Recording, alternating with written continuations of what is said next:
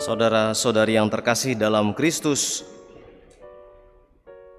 hari Minggu biasa pekan ke-22 ini, gereja memberikan kepada kita bacaan Injil Lukas 14 ayat 1 dilanjutkan 7-14. Mungkin kita sudah mendengar bahwa dalam bacaan Injil kali ini Yesus diundang untuk makan ke dalam rumah salah seorang pemimpin dari orang-orang Farisi.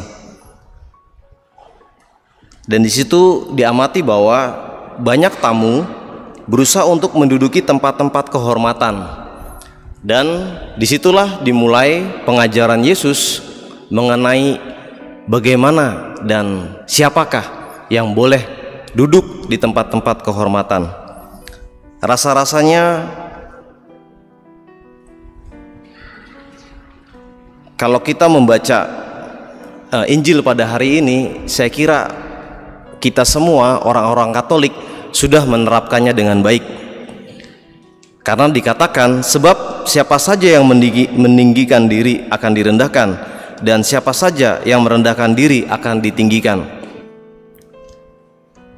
Orang Katolik mungkin sudah pandai bagaimana menerapkan Injil ini ya.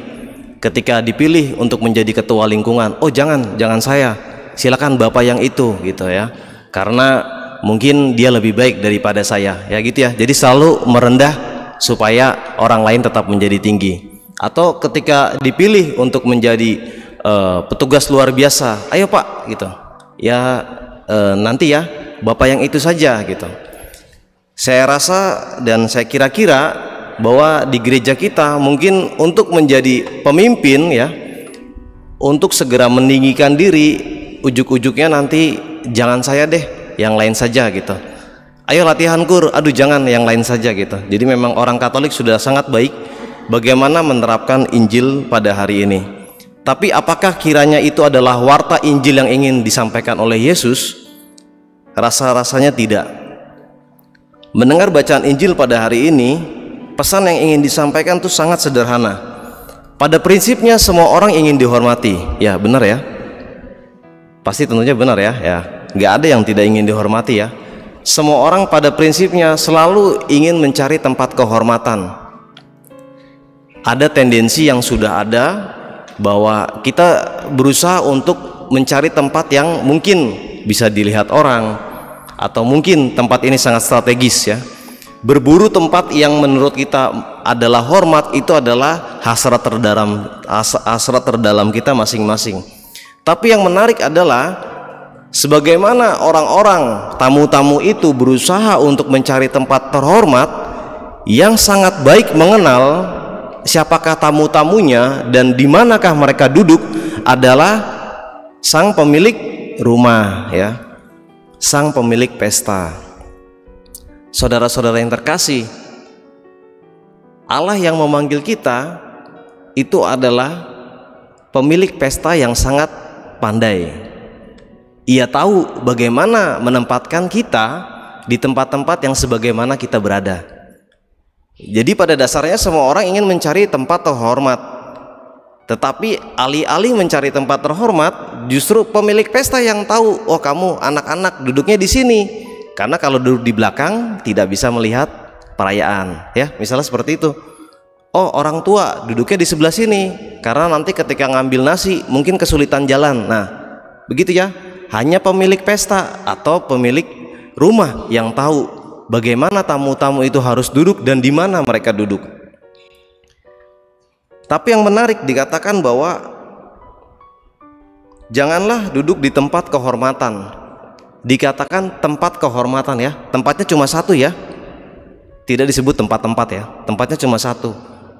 Bahwasanya Injil mengatakan tempat kehormatan itu adalah cuma satu, oleh karenanya kita berebut untuk duduk di sana. Warta Injil kali ini adalah mengajak kita semua para murid untuk tidak lagi untuk berebut dengan tempat yang satu ini, melainkan warta Kristiani pertama-tama adalah memanggil kita untuk menyediakan tempat-tempat yang lain ya. Jadi tempat kehormatan itu oleh Kristus sendiri diwartakan kepada para muridnya yang adalah kita hari ini adalah kita dipanggil untuk memberikan juga, menggandakan tempat itu agar orang lain juga bisa masuk, agar orang lain juga bisa ikut pesta. Pola yang sama mungkin Bapak Ibu saudara-saudari pernah kita mendengar juga, ada pekerja dalam warta Kristus yang lain, ada pekerja yang datang jam 6 pagi, jam 9 pagi, jam 12 siang, jam 3 sore, jam 5 sore. Tetapi pada akhir bekerja mereka diberikan upah yang sama, upah yang sama. Sama seperti ini ya. Tempat-tempat yang diberikan adalah dengan kata lain supaya semua orang sebisa mungkin menikmati pesta yang sudah disediakan. Saudara-saudara yang terkasih, Warta Kristiani pada pekan biasa ke-22 ini ingin mengajak kita bahwa kita dipanggil pertama-tama untuk membagi keberuntungan dengan saudara-saudara kita yang sama sekali tidak beruntung. Upah yang sama yang diterima oleh para pekerja, oleh sang pemilik ladang, itu dengan kata lain adalah membagi keberuntungan dia dengan orang-orang juga yang tidak beruntung. Layaknya seperti hari ini, kita dipanggil juga untuk membagi keberuntungan kita dengan apapun caranya, apapun ya. Jadi tidak perlu harus besar-besar ya, kasih bakti sosial ke sana sini, nggak harus ya. Tetapi apapun yang bisa kita berikan, kita bagikan dalam lingkup yang paling kecil, dari keluarga dulu gitu ya.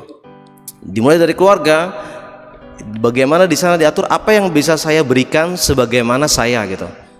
Masing-masing menjalankan perannya dan memberikan apa yang bisa menjadi perannya ya.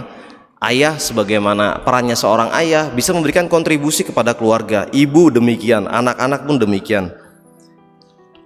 Lantas apa yang menjadi jaminan atau tidak, apa yang menjadi dorongan untuk orang-orang senantiasa tetap melakukan kebaikan?